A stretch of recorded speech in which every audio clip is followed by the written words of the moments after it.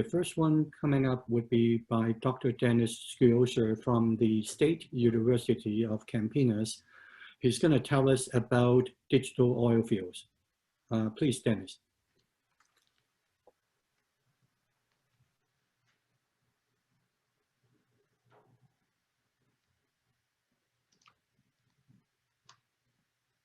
Hello, everybody. I'm trying to share my screen here. Just a second. Can you see my screen? Yes, we can. Yes, okay. So hello, everybody. The talk of my, first of all, thank you Energy Simulation for organizing this event. Thank you all for attending. The talk of my talk is model-based and data-driven reservoir management through digital fields concepts. This is the topic of the second phase of my chair.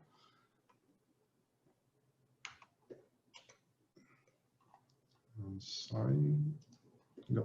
Yeah, Unison is a research group dedicated to simulation, education, innovation, and new methodologies and software related to reservoir simulation and management. We are about 75 people today, not only in reservoir simulation engineering, but also related to geoscience, production engineering, economic evaluation, and data science. Our mission is to improve decision-making process using reservoir simulation models, data, and special tools, especially dedicated to high investments, low flexibility, and long-term projects, which are typical for our pre-salt reservoirs here in Brazil. We want to add reliability and quality for studies and use simulation as our main tool, which demands a high computational effort and high number of simulations in order to have better chance for better decisions. In order to do that, we are trying to developing techniques for multiple runs management, multi-fidelity approach, and techniques to speed up these decisions. We need to speed up these decisions, and we need to change a little bit the focus from the life cycle of the reservoir for the short-term forecast if you want to go into the direction of digital fields, because we need in this field very fast solutions. This is a list of our current projects. We have projects with Petrobras, Shell, FAPESP, Equinor, Repsol, Sinopec, Total, and Energy Simulation, which is starting this phase 2 of the Energy Chair, and Brazilian government giving scholarships for students. This is a list of our current partners. I acknowledge their partnership and their cooperation in these results. Here's a very brief summary of our results for showing that we are improving over time. I'm going to talk very briefly about the concept of closed loop field development and management, which is the topic I presented last year, and I will do as an introduction of the topic of this year. This is a typical figure that summarizes this closed loop field development and management. We divided it into 4 colors. The green colors are dedicated to build the models, and once the models are okay, we call fit for purpose models that are specific to each study objective. We go into this blue part here, which is the life cycle production optimization, that the objective is to select the production strategy for the field. Once we implement this production strategy, we measure the dynamic data, for example, well data and seismic 4D. And once we have this data, we check if the models are okay. If the models are okay, we go to the next cycle. If they are not okay, we go through a process of data simulation in order to improve these models. And last year, I introduced the concept of the short-term production optimization, which is in the top here, that I will give more details in this presentation. So the challenge we have today in each of these colors, the green part, especially is to speed up the studies of very complex and giant fields we are having in Brazil, trying to represent this critical heterogeneities with low computational costs. We have very complex structures here. We dedicate a special attention for new well upscaling, and we are trying to develop models that are fast. So we are trying to use these multi-fidelity approaches that tries to check high fidelity models, medium fidelity models, but we try to rely on the responses of the low fidelity models and what we call fast objective function estimators, which are proxies or emulators and so on, especially of these petrophysical properties. That is one of the main challenges we are having so far. We also are trying to improve our benchmarks that some of the chairs have mentioned this morning, trying to improve the reliability and make them as close as a real case as we can. In the red part, which is the data simulation, to change our focus from history match to data simulation to reduce uncertainties. We need to do that because our main intention is not to match the data, but to have better models for the future, for decisions and for forecast.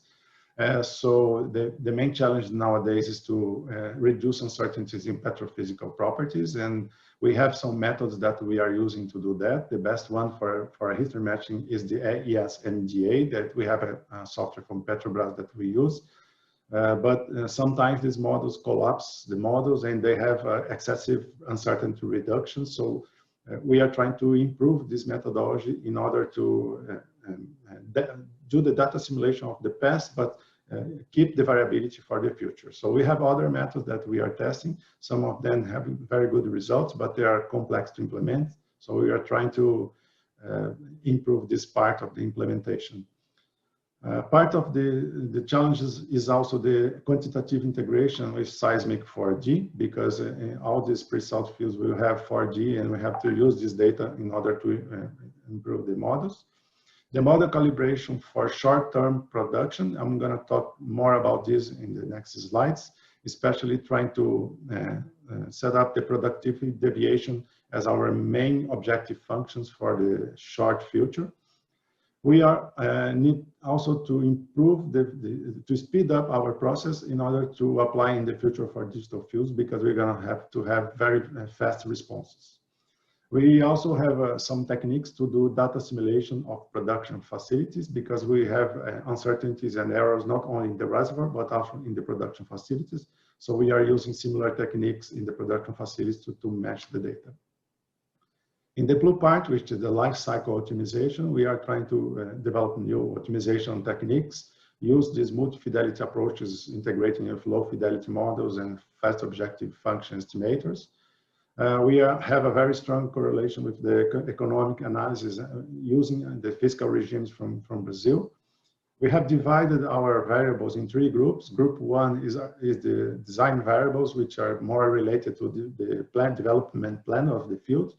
And we have 2 groups that are related to the management, which are the control variables that we call group 2, and revitalization variables that we call group 3. I'm giving more attention this talk to group 2, because that's the phase we are living today in this short-term forecast. I'm going to show it in the next slides.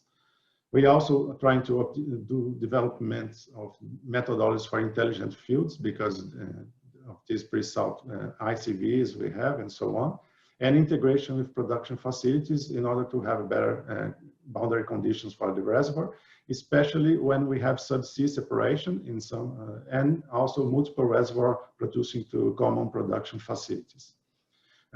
One part important is to improve these recovery methods and optimization algorithms related to this group 2 of wide injection with CO2, including ICVs. This too is a preparation in the future to have a digital transformation for our methodologies. So why we are doing this changing from life cycle to short term? The main motivation came from industry. They say that simulation models are very often used in industry for life cycle objectives, but they are not very often used for short term and real time applications. And this is necessary if you want to use these models in these digital fields in order to take these decisions fast. So we are trying to do a transition from what we did up to last year to now. So what I'm going to give some of the steps we are going into this direction. So the first part is to separate this blue part here, which is the life cycle, from the black part here. And I'll give more details about this. So the steps are, first of all, separating the blue part with the life cycle and the short term, which is the black part in our figure. We are calling the group 2 L, the group, the control rules for the field, and the group 2S is the short term. They are sometimes they have the same objectives, but they have to be treated differently.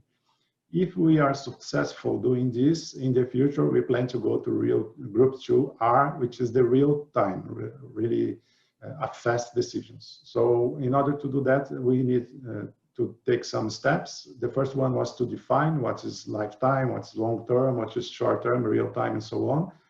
We observed that in our results that we had to have a better transition between past to future in our simulation models. We need some integration with data-driven approaches, especially using machine learning techniques that we are using to correct some of the data we have from these models in this short term. It's very important to emphasize the topic we had in the first phase of the energy simulation chair, which is the integration of production facilities, because these boundary conditions that comes from the production facilities is much more important for short term than life cycle. And we are trying to reduce the size of the cycle we are analyzing. Step by step, we are reducing this until we get a cycle that's very short in order to take fast decisions. We also, I'm hoping to bring next year some results showing this, but we also have to change some definitions that we use to set up the boundary conditions for the production of the reservoirs, separating what is control variable, what is physical restriction, what is reservoir management, operational problems, maintenance problems, and so on. Because for life cycle, these are not so important. They represent more or less the same boundary conditions for the reservoir. But for short term, these differences are very significant.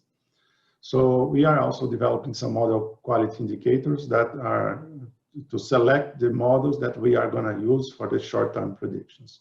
And of course, using these multi-fidelity models in order to take the decisions fast. This figure is about the same closed loop figure, but I'm simplifying here the green, the red, and the blue parts. I'm giving emphasis only on the difference between the blue and the black here. So what's the difference in the life cycle and short term? The life cycle are control rules, which are set points for the reservoir. The points that we optimize for a long period.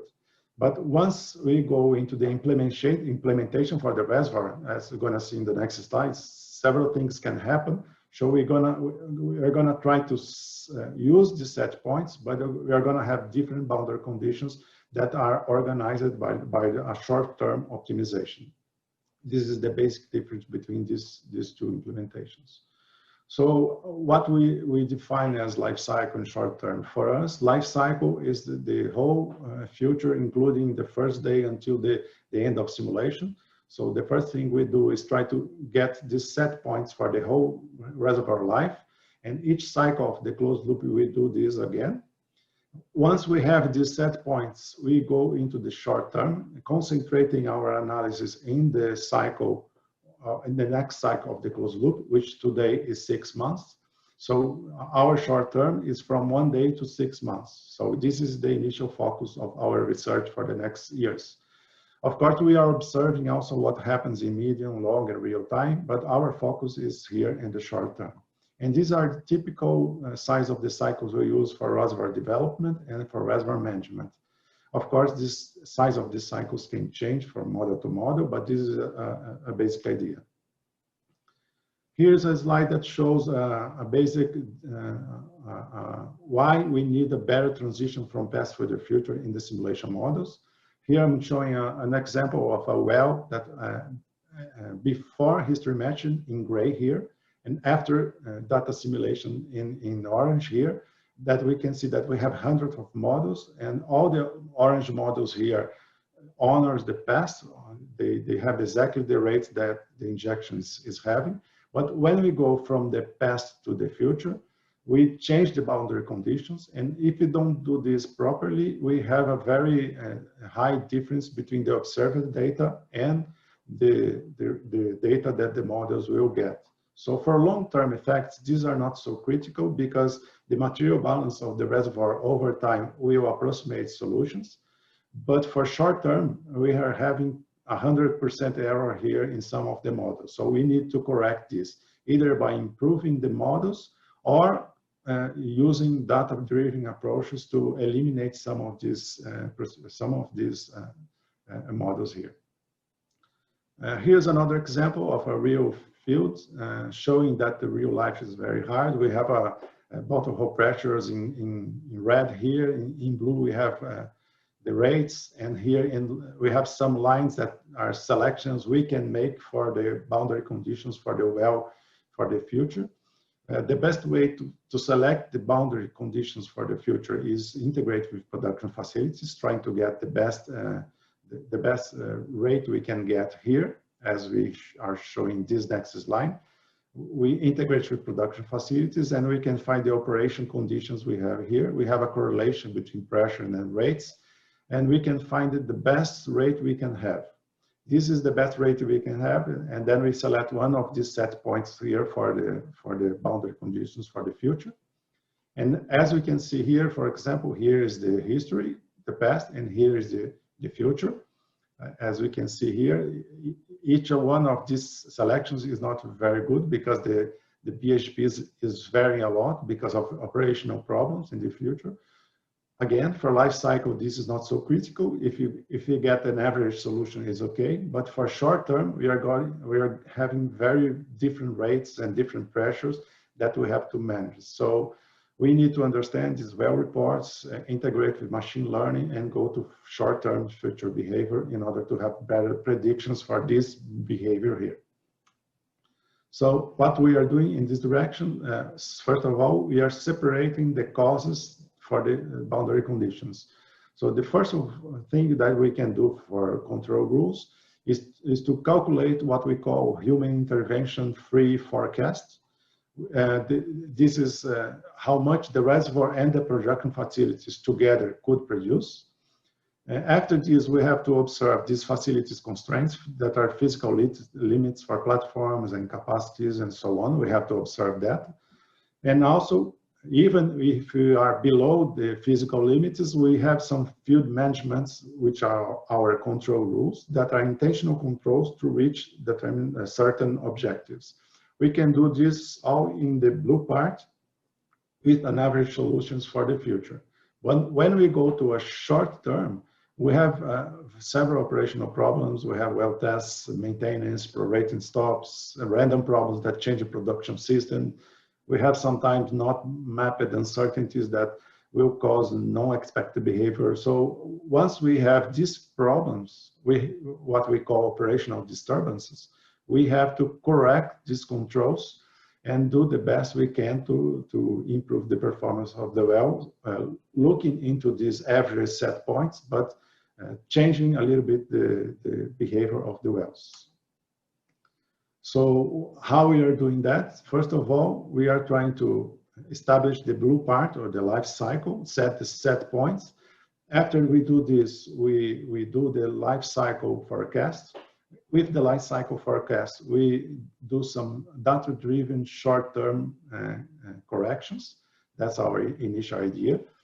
And as the data-driven is not perfect as well, we need to set some limits for this data-driven. We are using model-based, including the uncertainties we have, to set these limits for the data-driven forecast. So combining these two options here, we are planning to have some hybrid models and an integration model-based and data-driven.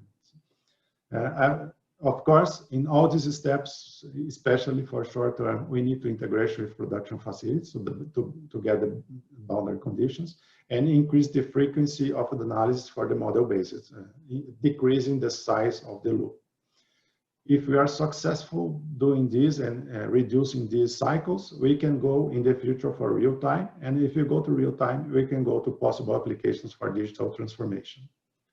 So we have the same objectives as before, but now with some additional objectives in our group because of this short-term behavior that we are observing.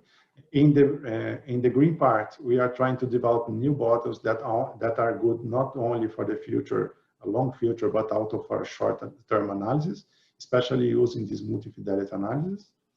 In the red part, the data simulations are being changed to improve the quality of the forecast for short term. And we are not sure yet if this is a different objective or if improving the short-term forecast, we are also improve the lifetime results. In the blue part, we are trying to reduce the cycle of the closed loop. And once we reduce the cycle, we are approximating for the black solutions, which goes from short time to real time. And if we are able to do that, then we can go to digital transformation or fast decisions that we can take in automatic systems. So in another thing that we have observed in the initial results is that for life cycle it's very important to include uncertainties, but for short term, we are not so sure because the variation is not so big and we are approaching deterministic solutions. So we are observing this and I hope to bring results next year about that as well. So we are also studying the best size of the cycle for the closed loop. This is very important. So this is our preparation for this digital field technology. And of course, our main application is still giant carbonate fields with permanent 4D intelligent completions and wax CO2 injection with gas-driven optimization. So we are planning to put all this technology to improve the performance of these wells. And with that, I would like to acknowledge the industry sponsors and energy simulation, the Brazilian government with financial support. Thank you very much for your attention, and I will be glad to answer any questions that you might have. Thank you, Dr. Schiozer.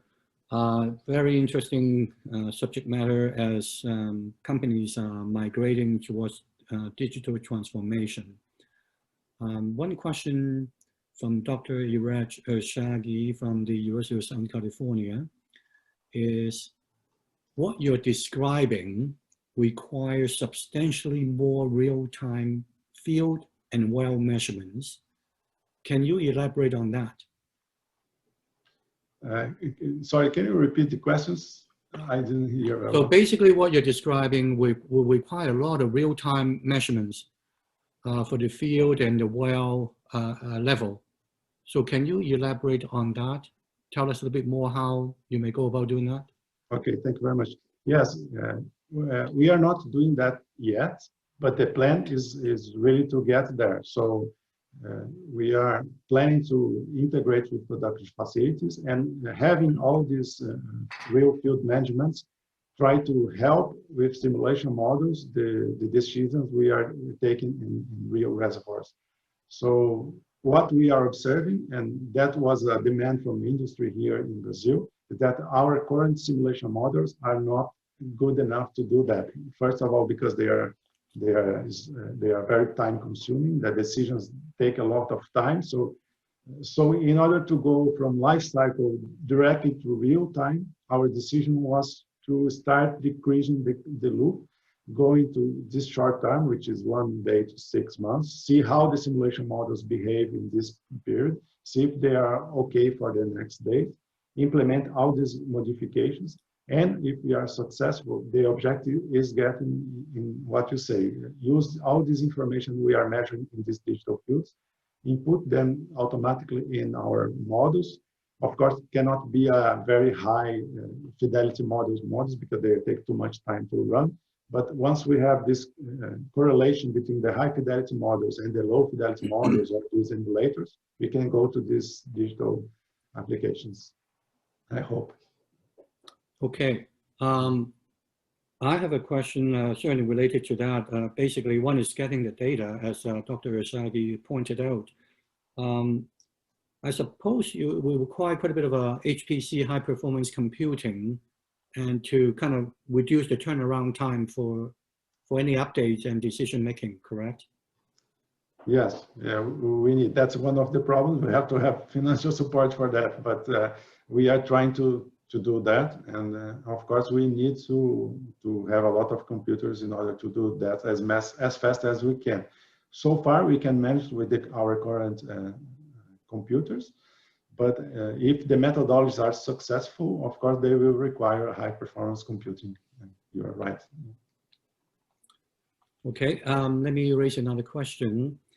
about the short-term production forecasting versus the longer term, which is more of a full field type of situation. How would you migrate from a kind of short-term that will require finer grids to fully understand what's happening to a bigger scale macroscopic type of modeling? Or was that described? I might have missed it. How we go from this fine Short-term to long-term. Like you got a short-term perfect match, comfortable with what's going to happen, and trying to make a decision for next year's production rate. But when you go long-term, it may require some sort of upscaling. Is that kind of built into your workflow? Yes, it's what we call multi-fidelity models. Okay.